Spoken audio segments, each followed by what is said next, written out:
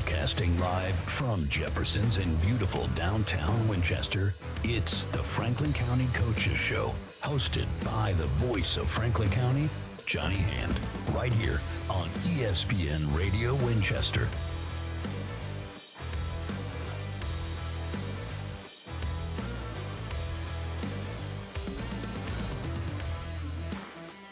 And welcome out. It is Wednesday night. That means it is Franklin County Coaches Show here on ESPN Radio 1340, 106.9 WCDT Winchester. Do yourself a favor, stop on down. We are at Jefferson's here in Winchester. Get yourself something good to eat, something cold to drink as we talk some Franklin County high school football this week. I am joined by my very special guest. It is first-year head coach for Franklin County High School, Coach Chuck Reid. Thanks for having me, Johnny. Welcome. Well, Coach, before we dive into some of the particulars about this upcoming season, and of course, welcome to Week 1. We're so excited for Friday night's kickoff. But tell folks a little bit about who you are and what they can expect from you and your coaching staff this season. Sure. This is my 37th year coaching. I've coached all around the country. Been fortunate with some different experiences. Started out in Tidewater area in Virginia back in the 90s. Curry and Iverson and Vic and all those guys, coaching against them in our district, and then moved to New England and was a head coach at a public school up there for a while, and then got into the boarding school world and spent 13 years in boarding schools. Wow. And had a good amount of success. And my wife and I moved to Tennessee about 10 years ago or so, and then we were here for a while, and was at Franklin Road Academy and then Brentwood Academy, and I was with Cody White at BA as his offensive coordinator, and ended up following him out to Texas, and was out at Plano Senior for the last 3 years, and ended up fortunate enough to end up back in Tennessee in Franklin County. Right. Well, we're very excited to have you, so I've got to ask you the big question. How has it been? How has this move been for you? I know we're Franklin County, and I love Winchester, but we're not Brentwood Academy. We're not Texas. No, I knew what I was getting into. My wife and I wanted to be in a smaller community where you get to know the kids. At Plano, we had 5,000 kids. Right. So, and we had 3 different high schools, 2 9-10s and an 11-12. So we, it was with 375 kids in the program. It was a challenge to develop relationships with the kids. So being here where it's a much smaller roster and you know the kids, you start getting to know them when they're in middle school, and you certainly know them by the time they're in 9th grade all the way through. It's pretty cool where you can develop those relationships and bonds and all that kind of stuff to develop a program. Well, and along those lines, I announced the middle school games as well. You've been at the middle school games there on the sidelines. How is that? I know it's got to be smaller. It's 2 schools versus the multiple and the bigger middle schools that you've worked with in the past. How is it with our? Yeah, it's we've got good numbers this year. We've about 70 something kids probably, and between the 2 programs, or right around 70, and it's very different, the structure in Tennessee versus Texas, where you had 7th grade teams and 8th grade teams, which would encourage more kids in each grade to come out. Eventually I'd like to get to that point, but right now, we've got a smaller 8th grade class, a lot of 7th graders and a lot of 6th graders playing, so it's been good, and they're getting a lot of playing time and have an opportunity to grow and develop and get coached, so it's been good. Right. Well, one of the things that I know a lot of our folks are excited about, because we've not had this before, we have 11 coaches. Yeah, with 10 assistants and myself. 10 assistants and yourself, 11 total coaches. That's the way it was here for many, many years. Right. It was only recently when the coaching staff dipped down. That was one of the things that, coming in, and that we would look to be able to expand back to the 10 coaches, because they had cut the stipend. So Ms. Butner and Dr. Alsop really pushed to get us back to 10, which allows us to really coach the kids and have the staff divided with an offensive staff and a defensive staff, and so the kids are getting position-specific coaching, and they're getting coached every day, as opposed to by the time you're in the season, if you're only worried about the varsity kids, the JV kids get pushed off to the side. Where I put JV kids, well, the varsity is getting coached on offense, the JV team is getting coached on defense. So they get to develop and get better and better. So we're excited to see how the JV and freshman seasons play out. Unfortunately, we lost our game last night in Tullahoma with the Lightning, or I guess Monday I was night. there, that turned into a Chick-fil-A road trip for me, unfortunately. But that is one of the things that a lot of our folks are really excited about is we've not had, because this year we're going to have JV and freshman games. So the freshmen will play, in Tennessee you're allowed to play in 8 quarters a week, right? Which is kind of a neat rule. So our younger kids can play in both the ninth grade games and the JV games, and then we'll have some kids that will play in the JV games and get some time on varsity if they're a backup or a special teams guy, but then they get to play a full game and game experience in the JV level. And if it's a freshman we have a couple of freshmen that are on a couple of special teams, the one that's rotating in, like he'll play in the freshman games with his classmates and then play with the varsity team. Right, and we were talking about that because of the Monday night game with the JV game. I know there were some players shifting around, but that's a great problem to have. Well, yeah, it's good, and as the numbers grow, unless somebody's, there shouldn't be a lot of freshmen playing in varsity teams, especially at the 5A level. But as the program grows, those freshmen will be able to stay more together, I hope. Right. Unless we get somebody who's just a fantastic athlete and can help out right away. And I guess that would be my question. We have a lot of young talent. This is one of the biggest rosters that we've had on the varsity level for a little while. What are some of the things that have been a surprise to you, positive and maybe even challenges? I would say the way the kids have developed in the weight room, how quickly they've bought into the way we attack the weight room, and they're doing a great job. We've gotten significantly stronger than we were in January, and Coach Hanger did a great job, up until he left, and then Coach Norris took over until Coach Ackerman was able to move down here, and then Ack has continued on, and he's got a lot of energy in there, and the kids have just absolutely attacked the weight room, and it's showing.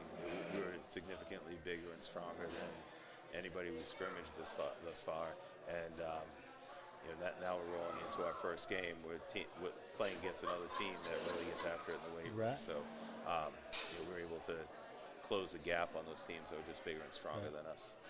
And so Friday night is the beginning of the Chuck Reid era. That sounds great. We're excited about it, but Friday night will be the first regular season game. We're heading over to Coffee County.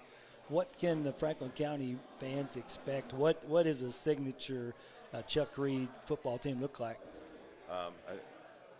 We're still working on our tempo, but we're trying to play fast on offense. Right. It's getting better, but it's a learning curve. It takes a while to get there. Defensively, we'll be physical and run to the ball, and kids will play hard and they'll play for each other. And, that's what we're looking for. If we can accomplish those things, we'll be fine at the end of the season. And the team, there are some players this year that are playing that some haven't played since middle school. I know Austin Heath is one because I know the kid hadn't played since 8th grade, but the kids are buying in. What is it that you and the coaching staff are bringing that's bringing that excitement out? We're just trying to do our job one day at a time, and be organized and structured and disciplined, and teach football to these kids. And they've been very receptive and willing to do what what we've been preaching. And I think having the success that we had in the 7-on-7s and the scrimmages certainly helps. Right. And they're learning how to win games, and how to just handle the whole situation of Friday Night Lights and the pressure and the spotlight, and figuring out how to have success. So they're excited to do it, and they've been great to work with. So and they've been a lot of fun to watch. You talked about the scrimmage on Friday night. It was nice to see those folks come out. Always fun to see Huntland and Franklin County match up in anything. Yeah, it was a fun atmosphere. A lot of people there for a scrimmage. Certainly not used to seeing many people show up for a scrimmage, so it was pretty cool that we had, well over 1,000 people paid. So it was. Wow, I was going to ask you that because I know the crowd was, but we're right there.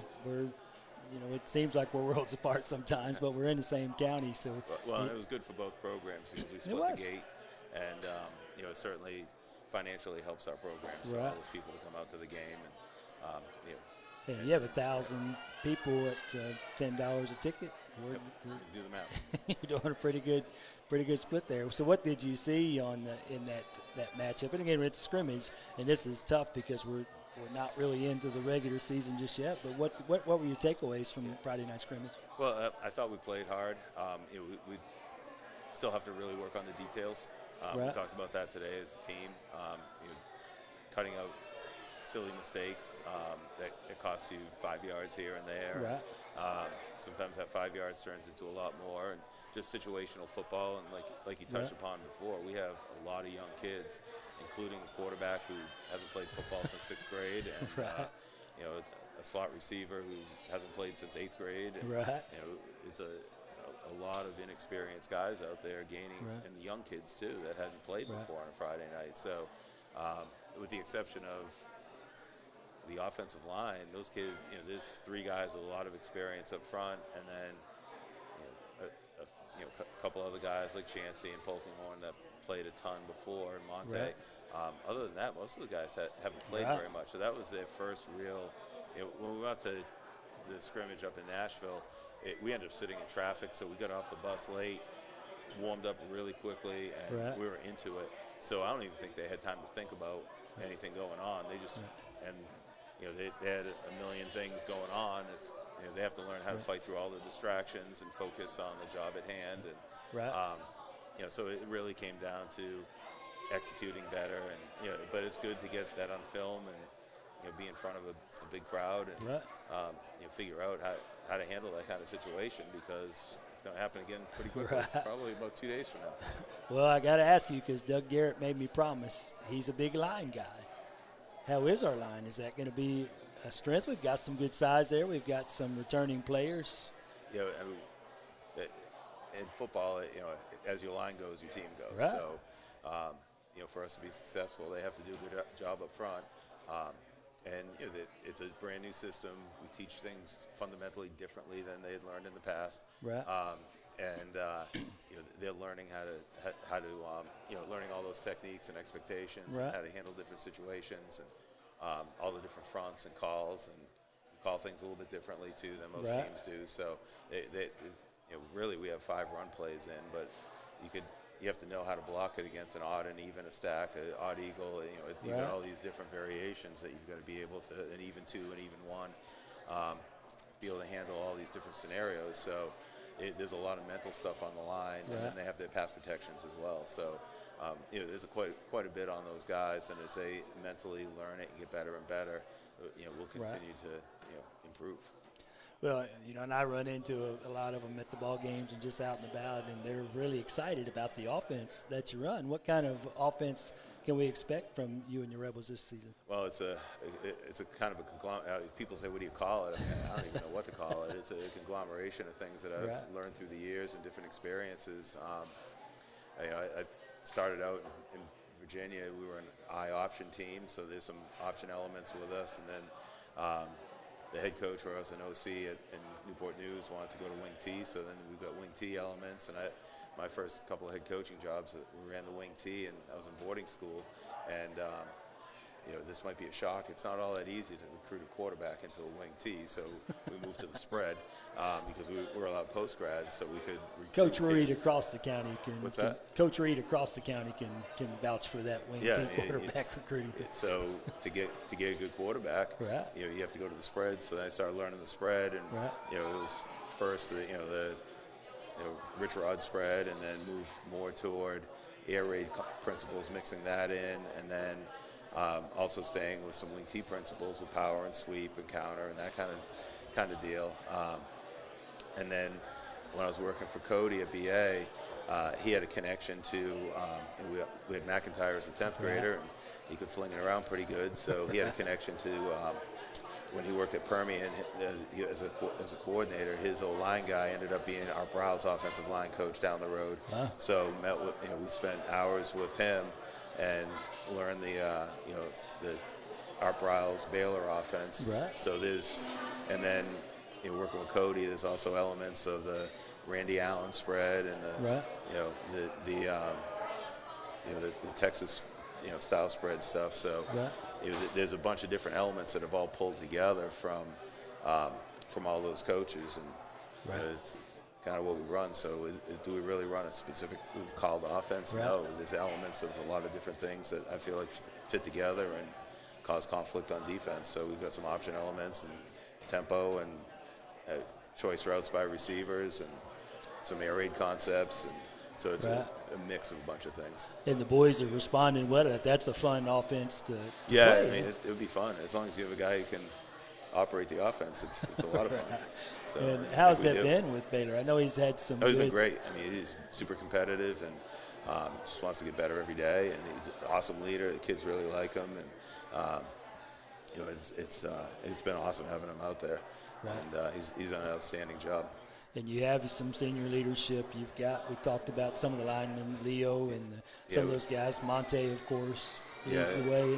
And Monte, Edward's done a nice job. Isaac Lyle has really showed some maturity. And Sean Brockman and a bunch of those guys have really stepped up and are taking the leadership roles and playing hard. Some new guys, to the team as well. Kyron wasn't even here last year, and Maceo, and they're. I don't want to leave anybody off. Aiden Smith out of nowhere, he just worked really hard in the off season, gained a bunch of weight. And, so we've got a bunch of guys that have really, put in a ton of effort and have done a really good job as far as. They want their senior year to be a good one, and they don't want to cash it in. And we're not going to cash it in for them.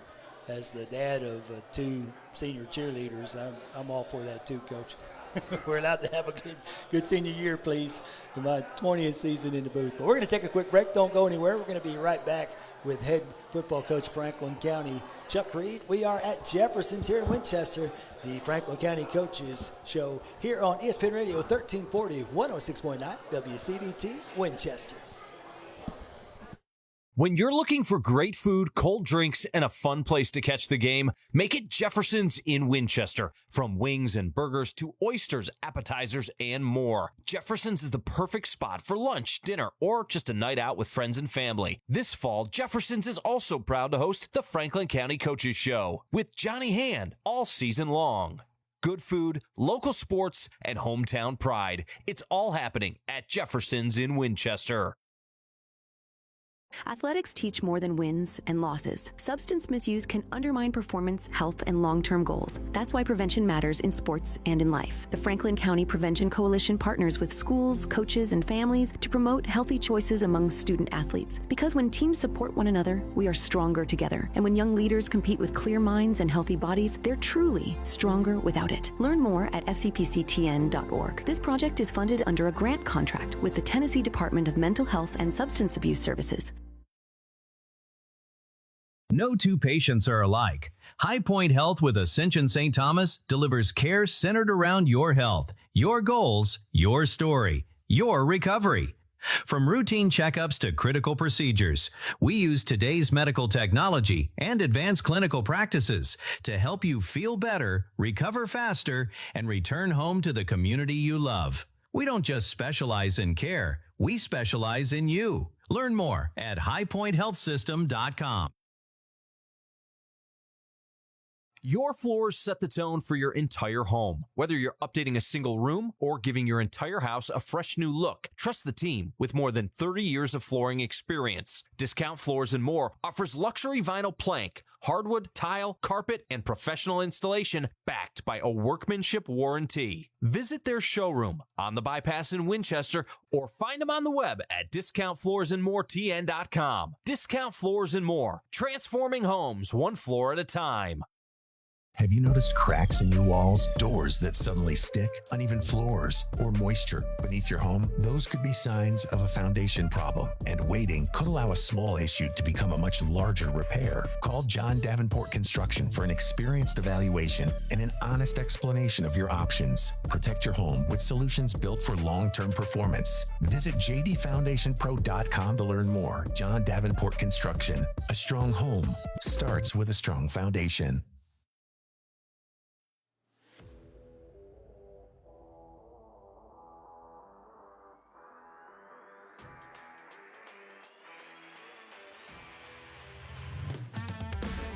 You're tuned in to the Franklin County Coaches Show, presented by Jefferson's in downtown Winchester. And now back to your host, the voice of Franklin County, Johnny Hand, live on ESPN Radio Winchester. And welcome back. We are at Jefferson's here in Winchester. Johnny Hand on ESPN Radio 1340, 106.9 WCDT Winchester. It is the weekly Franklin County Coaches Show, joined by new Franklin County head coach Chuck Reid.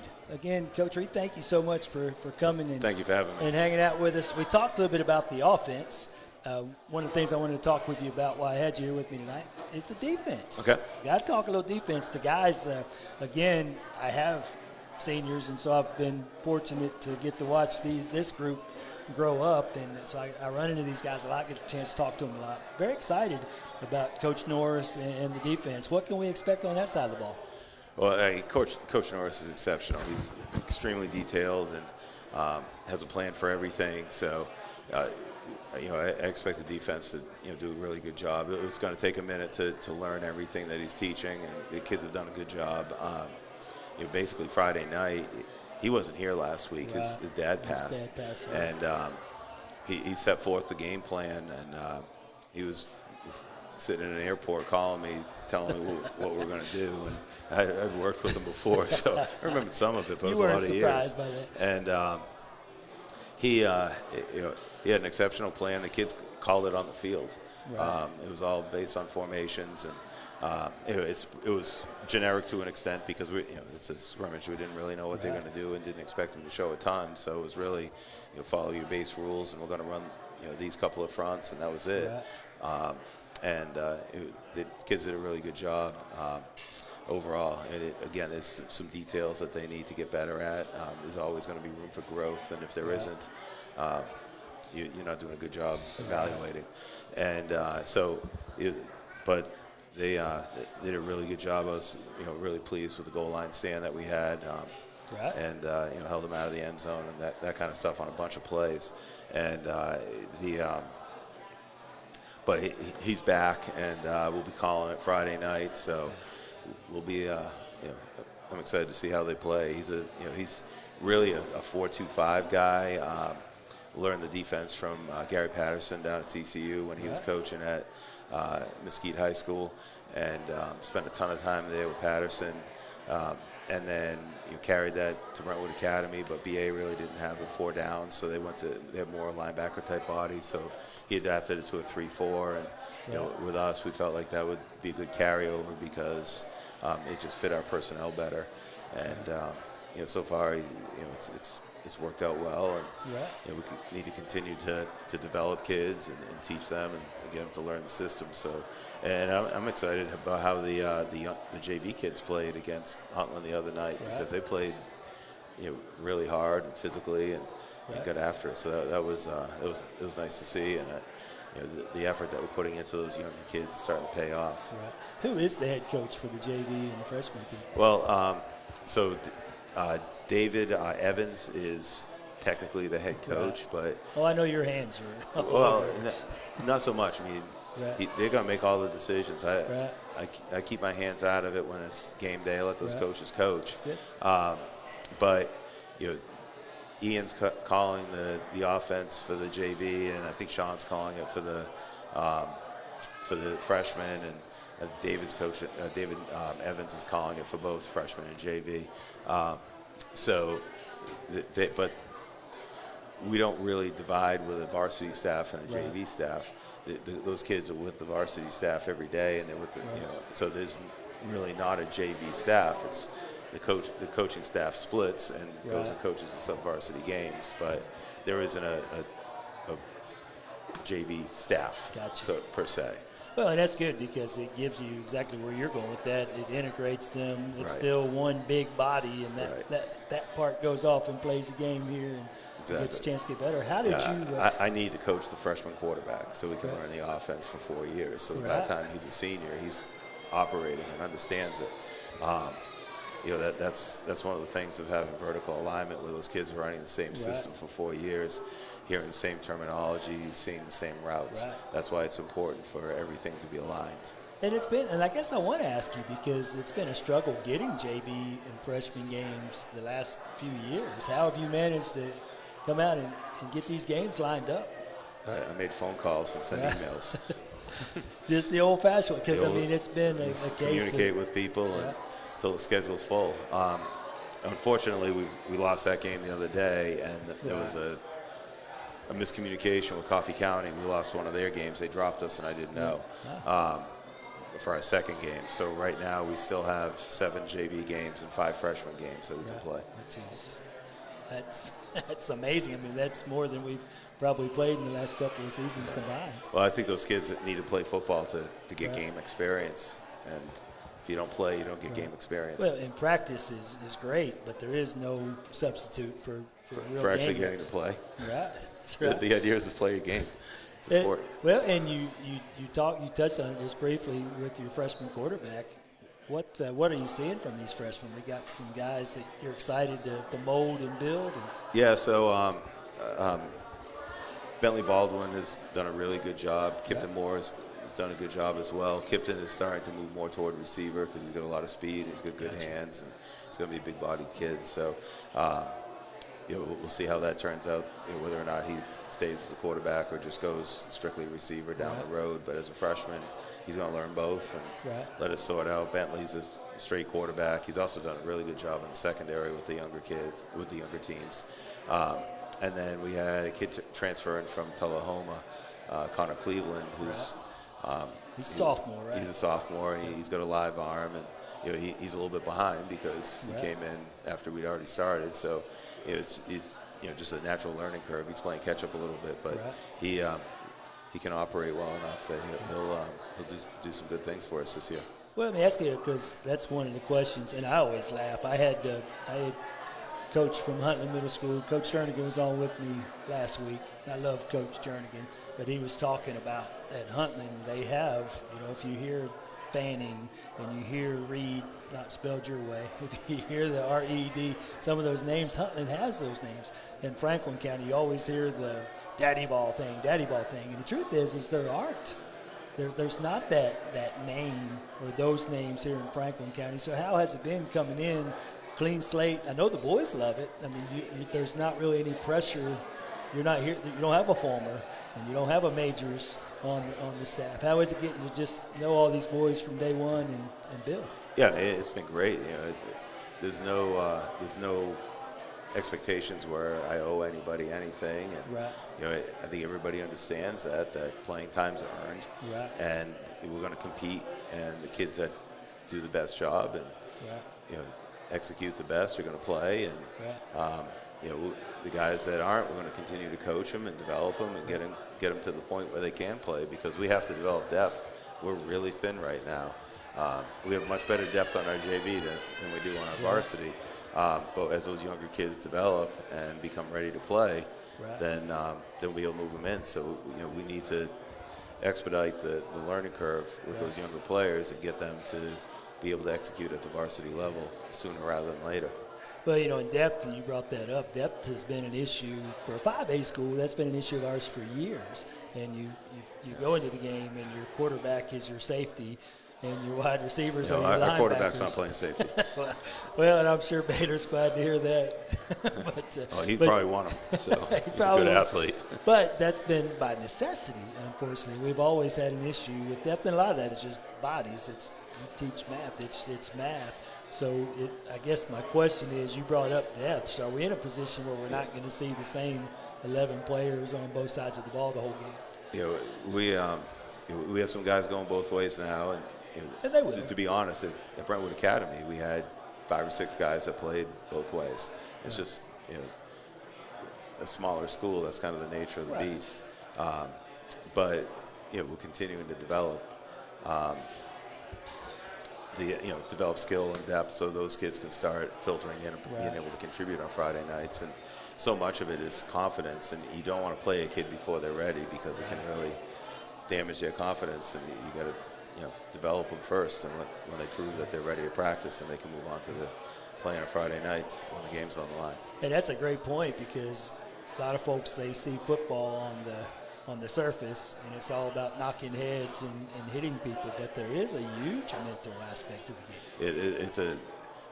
With what we do, we're very sophisticated on both sides of the ball, and there's a lot to learn at every position. So, it's a steep learning curve, and until you're confident in what you're doing, you can't play fast. Right. And so, a big challenge for us is to get the guys to have confidence. Right. So I got to ask you. I've asked every coach this question each week, and I want to ask you: 2026 season has come to a close. You look back on the season, what constitutes a successful first season for Coach Chuck Reid and Franklin County? I think a successful first year is we're going to go out and compete every week and every game. And we want to strive to do our best at all times. Get the culture to where we want it to be, where it's, kids show up and work, which they're doing now. Right.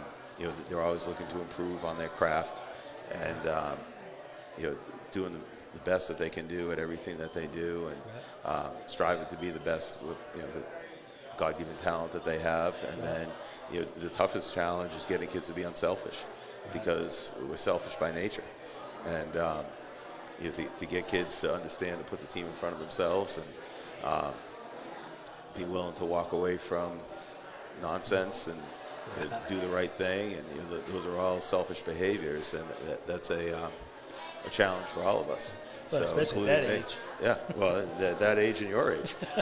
And you're probably a lot older than me. You didn't say it like that. I think I'm offended. Yeah, I know how sensitive I am, Joe. But no. But that's, and I like what you did there, because we're not talking about records. It's not about, we want to win them all. And you're allowed to. There's a reason why we keep score, but it's a bigger picture. And I agree. We're going to fight to win every week, but we're fighting other things that we have to take care of to get the culture of the program to get where it needs to be, to get to where we want to be as a program. And those four things are the foundation of all of it. And when we know that we can be unselfish and work hard and improve every day, and strive to be the best that we can be, we're going to be okay. Right. And the wins will take care of themselves. Well, and you've said unselfish a couple of times now, and I think it says a lot about the character of your team that you've had a Baylor come in. And, the kids are excited, genuinely excited about having him in there. You've got Austin Heath that shows up since 8th grade, and they're excited to plug him in. Monte's, he's ready to move around wherever you need him. And so that's kind of it stands out with the character on your team, and exciting to see that they want to get better. Yeah.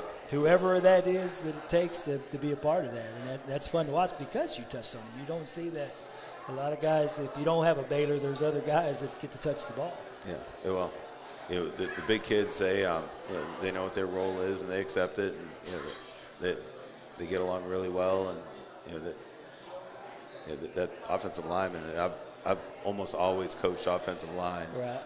Well, I would say probably 20 years of my career I coached the offensive line, and the rest of the years I coached quarterbacks. But I was an offensive lineman in college, and just by nature they're unselfish. Right. And when I was at Plano, my first year, I coached the quarterbacks, and the O-line coach didn't get done, so we had to let him go, and I took over the O-line in spring. And then, to be honest, I was going to go back to quarterbacks, and Cody was going to coach the wide receivers. He's like, please don't make me coach the wide receivers. And I said, actually, I'm going to be a little bit selfish. I'm going to stay with the O-line. And because they would have been on their 5th offensive line coach in 5 years. So my second year there, I coached the O-line. And we had a talented group, but it took a while to get it going. And then last year, we weren't very talented, but they played exceptionally hard, and it was a lot of fun. And, I've been following those guys from afar and still stay in touch with the kids that are back there. And, they're doing a good job, and I think it's going to be a pretty good year for Plano this year. It's exciting to build on what happened last year, and that's what we need to do here is build it from the ground up, and they should be primed for a little bit of a playoff run now. And, at that level, it's not even easy to make the playoffs. So. And you said the P word, Coach. You said playoffs. Oh yeah, that's every team. You look to develop throughout the season, and really the football season is built into a preseason, and the preseason extends through your non-district games. Right. Because the district games are determined if you're going to get to your postseason. Right. So, while it's important to compete and do your best in those non-district games and try to win, build confidence and figure out where you are, really the most important games you play are your 4 district games. And we've got, I don't know if odds is the right word, but we got a different type of schedule this year. We have 4 home games, but we do finish at home with 2 district games. Yeah, we're on the road for 6 out of the first 8 weeks, so that's not great. But it's just, that's a hand you dealt. That was a schedule we inherited. We had 1 open date, and there weren't any games available at the time, so we had to go up to Kentucky. On Friday of fall break. Friday of fall break. But that means there's no excuse. Everybody's out of school. They need to. Oh, no. We'll practice during fall break anyway. Well, you will, but the rest of us, we're not going to Disney World. We got to get in the minivan and come to Fort Campbell, right? But that's exciting. But it is, I think it's going to be challenging. The schedule. We open up this Friday, Coffee County, bye in week 2. So it's actually not bad for us to have. When you look at the schedule, initially I looked at it and said, that's not awesome having our bye in week 2, but it really allows us to sit back and evaluate, gives us 2 weeks to prep for our next opponent, and heal up a little bit. We have a couple kids that will be back that week that are out right now. And have been out for a while, so it'll be good to have them back, and that'll add some varsity depth right away. And so that timing-wise, that's good. And really, it's the preparation, seeing where we are, what we need to improve upon, what we need to install, what we need to take out, and get ready for our next game. And I'm used to playing without a bye week, so I never coached anywhere that had a bye week until I moved to Tennessee. So I was 25 years into my career coaching without a bye week. Really? So that's so bring it on, right? Yeah. It's going to be a lot of fun. But listen, don't go anywhere. We're going to take a quick break, our last break of the show here. Stick around with us here on the Franklin County Coaches Show. Johnny Hand, we are hanging out at Jefferson's in Winchester with Franklin County High School head coach Chuck Reid. You are tuned in, ESPN Radio 1340, 106.9 WCDT Winchester. Busy day? No time to feel sick? At Complete Express Care in Winchester, we know life moves fast. And so do we. With short wait times, skilled providers, and walk-in convenience, we make getting quality care easy. Whether it's the flu, a sprain, or a last-minute physical, we're here to help you get back to what matters most. Locally trusted, open daily, and ready to care for you. Complete Express Care, right here at 1211 Dinah Shore Boulevard in Winchester. Call 931-967-6669 today to learn more. Why choose Moore Courtney Funeral Home?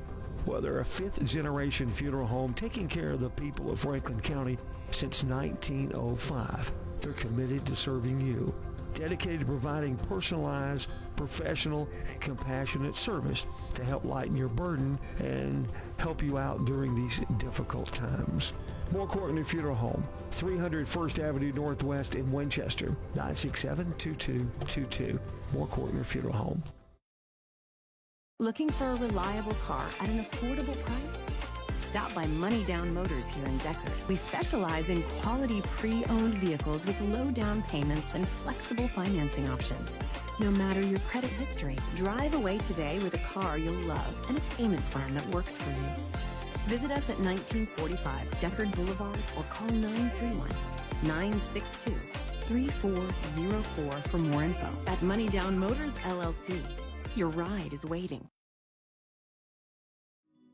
Located at 108 Memorial Drive in Winchester, Oaklawn Baptist Church is a place where families grow, faith is strengthened, and students are encouraged to live with purpose, which is why we're proud to sponsor the Rebel Report. Our mission is simple: introduce people to Jesus and build strong families through God's Word. Join us this weekend for Sunday School at 10 and worship to follow at 11. Learn more online at oaklawnbaptistchurch.org. Danley's Heating and Air, located at 1102 on Dinosaur Boulevard at Winchester, has been in business and providing quality products and services in the Middle Tennessee area since 1973. They want to give customers more than just a box that sits outside their house. Their goal is total comfort inside your home.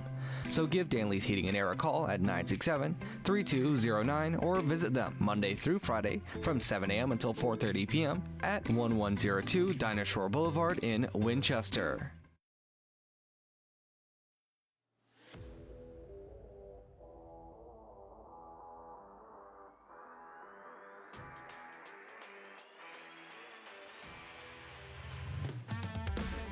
You're tuned in to the Franklin County Coaches Show, presented by Jefferson's in downtown Winchester. And now back to your host, the voice of Franklin County, Johnny Hand, live on ESPN Radio Winchester. And welcome back. We are at Jefferson's here in Winchester. Johnny Hand, ESPN Radio 1340, 106.9 WCDT Winchester. It is the Franklin County Coaches Show, sitting in with Franklin County High School head coach Chuck Reid. Again, Coach, I know you've had a long day. Thank you for taking some time to sit in with me this evening. Excited to be here. Well, I've got to ask you, the season's starting. This is your first year here. I know you're going to tell me the most important game is the next one. That's coach speak. Who are some of the teams that you're looking forward to getting an opportunity to match up on the field with this year? Because this is a brand new district for you. To be honest, it's been completely focused on this game. And we just take them one at a time. Right. So to circle a game 5 weeks from now, to me, is wasted energy. Right. I worry about this, right. who getting ready for Coffee County, and that's it. So, and I really don't have any interaction or past experience with any of these schools, right. So just one at a time. Well, now I know the boys. The last time, 2 years ago, we went to Coffee County, didn't have a very fun experience. I know your kicker had a really bad experience. Weber is very excited to get over there Friday. How are you getting the boys pumped up and prepped and ready to go on Friday evening against Coffee County? Well, it's for us. We're intense, but it's not a bunch of rah-rah type of stuff. It's right. David and I are very businesslike. The rest of the coaching staff is very businesslike, and it's about execution and improvement and assignments and knowing what we're doing and physicality. That other stuff, to me, it's just superfluous and wasted energy. I want to do it where it's our guys are ready to play and physical and are confident in what they're doing. So it's more about preparation than it is about a bunch of speeches and that kind of stuff, because that wears off. If you're prepared and you trust your training, then you have a chance to be successful. If it's just a bunch of talk, your actions and your play speak loudly. Your talk is meaningless. Well, you were talking to me during the break, and it seems like it was just a day or so ago that I had the first interview with you there in the studio. Here we are months down the road. We're only 2 days away. Yeah, it's pretty crazy. And I'd say that the wildest part of this was assembling a staff. Right. And we have guys from all around the country and a lot of experience, guys that have been head coaches, people that know what they're doing, that know what it takes to be successful, and and then we have a couple of younger coaches too. But two of our younger coaches have already coached college football, so they get it. And then Isaiah is doing a great job too, and the effort is there, and it's just a matter of them learning our system. But most of our coaches did not meet each other until July 6th, the morning of the first practice. And for them to come together this quickly and pull it all together, and everybody's starting new jobs, because 9 of us are employed by the school district, and the 10th coach is working as a sub. And he's I think he's kind of semi-retired, trying to get away from the California craziness. So it's all new jobs, all new people, and everything's a million miles an hour. So getting this thing rolling has been it's just an absolute whirlwind. And once we can figure out how to settle in, I think that will make things a lot better. Well, talk to me about that for just a second, because one of the things that a lot of folks talk about that I find interesting is you want your coaches, you actually probably require, might be the right, to teach. Yeah, I want as many guys in the building as possible, because it's just another way to connect with kids throughout the school day. Right. Yeah, have them in class. I've got my first period class, I've got 3 football players in there. Right. So, they get to see me from a different perspective where I'm teaching math. And you teach real math. All math is real. There are some complex numbers involved. But your math has letters and stuff in it, though. What's that? Your math has letters and things in it, though. Oh, yeah, a lot of letters. It's like real math. Yeah, so they're my honors pre-cal class. Right. So, first thing in the morning, I had 3 boys on the team that get to see me in just a different perspective. Right. And, it's kind of cool to develop those relationships. And we've guys that, some guys are teaching PE, some are doing strength and conditioning. We got 3 guys in the history department. Right. And, so they get to see, we're getting to, reach kids that are at different grade levels and, different points in their academic career, in addition to just coming in at the end of the day and coaching them. So. Right.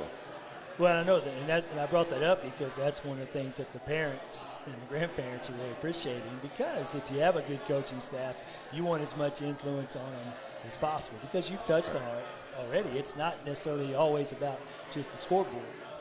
You're building young men. Right. And you don't build young men from 3 to 5 Monday through Friday. And it allows us to keep our fingers on the pulse of what's going on in school too. Yeah. And it helps. It's the largest group of boys on campus. You have 65 kids, and it will impact the culture of the school. So if you have a good football culture where the kids are doing the right things and doing their work and trying in school and being gentlemen, it rubs off on the rest of the school, and that's part of the whole interscholastic sports, is developing those relationships and developing young men that can do the right thing and contribute to the community. Well, you're focusing on the student part of the student athlete, and that doesn't always take precedence like it should. So I think it's awesome to see. One of the other things that we're noticing is we're hearing more about the football program in the community. We just had an amazing night. We had dinner with Coach Phil Fulmer.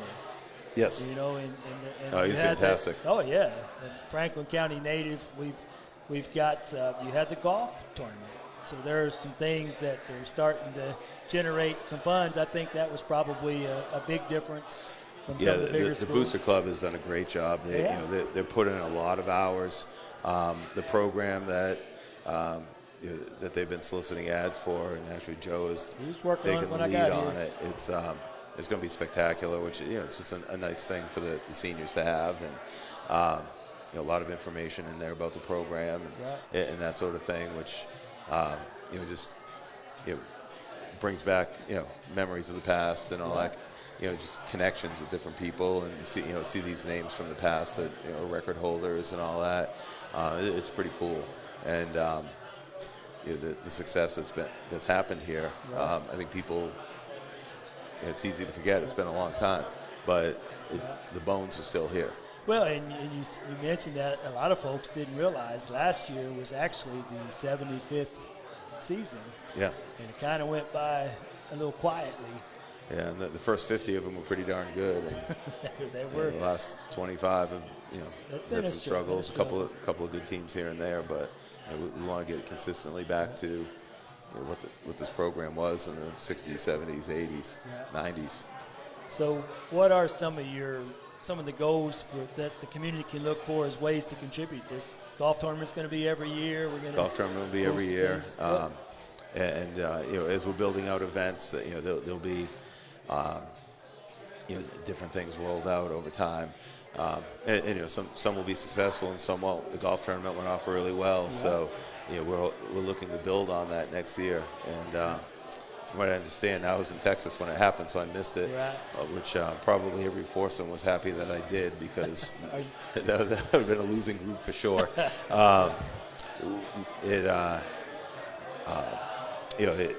everything I heard from it, it was a blast. Everybody had a great time, and that kind of builds some momentum. And it's a good time to have it too, early summer, just before we start preseason, and people are starting to think about football and look forward to the summer and football season. So we're on the Alabama line. So I have folks that have asked me, who's your college team, Coach? Well, so this is going to sound crazy. I grew up in central Massachusetts. So it was UMass guy? No, Seder Nation, Holy Cross. Really? So, and then of course I played at Framingham State, so I follow the Rams. And then a close friend who's a head coach at Plymouth State, so I follow those guys. So I'm all over the place. And then anywhere where I have kids playing. So there's actually 3 kids playing down at Furman, so I follow those guys from Brentwood Academy. Follow Tennessee because George is there. We have a Plano kid at Vandy, and so follow the Doors a little bit now. And so you failed the college question because you didn't pick a side. So I'm going to give you a chance. I really don't follow a particular team. Just don't. What about on Sundays? Are you a Cowboys fan? No, I'm not a Cowboys fan. I grew up a Patriots fan, but I probably watch 2 or 3 games a year. Really? I actually did watch a game when my wife and I were looking for a house down here in Jefferson's. Right. The day we found the house that we bought, we came in here and had dinner and watched the Patriots in the playoffs last year. That was about it. That makes sense. So I should have known. I should have known better than to ask. I remembered you grew up there. But I was there for the bad times, so it's not like I'm a hop on it when Brady got good. I understand. I grew up with the Cowboys pajamas and the bedspread, so I've earned my and I'll be married Saturday, 28 years to a Washington fan. So that's tough. So, but Doug Garrett's a Falcons fan, so he's worse than the rest of us. So I had to ask you those things. 28-3. 28. He'll be glad that you mentioned that. So again, Friday night at 7 o'clock. I did want to talk real quick because we play Friday night Coffee County. We're going to take a bye week on September the 4th. On that Friday night, it's our first home game. We're going to have a big block party. Right. We're going to have some folks, the quarterback club's inviting folks. Yeah, that's a new initiative of the quarterback club. They want to try to bring people out and get people excited about being there and develop more of a sense of community and around the program. And I think it's a pretty cool little idea that they had, and we're running with it. And it'll be fun. And the cheerleaders will be there, dance team will be there, the band will come out and perform, and I think there'll be some food out there. But also, people are encouraged to go ahead and bring a grill and they better. I got in trouble with James Price, the quarterback club president, because I announced that there would be food there, and we're not providing food. Bring your own food. Is it bring your own food? Bring your own. It's BYOB. It's bring your own burgers. Yeah, no alcohol or tobacco. No alcohol or tobacco. School grounds can't have that. But it's going to be in that parking lot behind the visitor section there where the buses are typically parked, and so we're excited about that. And just some of the things that culture has been the key word. It was the key word in your interview. It was the key word when you accepted the job. It's been the word all along. Well, you have to be intentional with culture. You can't just say, oh, culture, culture, culture, and expect it to get fixed. You have to actually do specific things to make the culture get better. Right. And we're taking those steps. There's probably more. There are a lot more steps I do know that need to be taken, but it takes time to get there, and we're just pushing through it. Well, you got to eat an elephant one bite at a time. Well, and you said that. You touched on those first 50 years were very successful. These last 25 have been challenging. So it is culture building takes time. We're not going to change everything in 1 year. So what is the most important facet of a culture change that you hope to take root this first season? Just the kids, working with the kids and getting them bought in. It all starts there. And, the coaching staff has been great. They're pouring into those guys and, sharing of themselves and, really caring for them and pushing them and demanding a lot from them. And they're prepared for practice every day and getting them to get better and getting them to buy into what we're doing and the big picture as far as behavior and the way they're going to act and conduct themselves at games and in public and all that sort of stuff. And it's a work in progress, but that's step one, is getting the alignment there, because if the alignment's there, they're our best salesmen. Right. And they're going to sell the program, and other kids are going to want to be part of it and be with them. That's a big kid. Wonder if he has any eligibility left. What's that? Wonder if he has any eligibility left. Yeah. That's a big kid. But listen, we're going to wrap it up. This is has been the Franklin County Coaches Show here on ESPN Radio 1340 106.9 WCDT Winchester. Franklin County High School head coach Chuck Reid. Thank you, Johnny. So much for coming and hanging out with me this evening. Good luck on Friday, 7 o'clock kickoff at Franklin County. We invite our listeners, everybody, come on out. It's going to be a special year, and you don't want to miss it.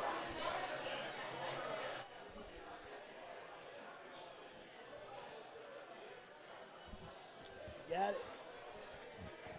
Looking for a reliable car at an affordable price? Stop by Money Down Motors here in Deckard. We specialize in quality pre-owned vehicles with low down payments and flexible financing options. No matter your credit history, drive away today with a car you'll love and a payment plan that works for you. Visit us at 1945 Deckard Boulevard or call 931-962-3404 for more info. At Money Down Motors LLC, your ride is waiting. When you're looking for great food, cold drinks, and a fun place to catch the game, make it Jefferson's in Winchester. From wings and burgers to oysters, appetizers, and more. Jefferson's is the perfect spot for lunch, dinner, or just a night out with friends and family. This fall, Jefferson's is also proud to host the Franklin County Coaches Show with Johnny Hand all season long. Good food, local sports, and hometown pride. It's all happening at Jefferson's in Winchester.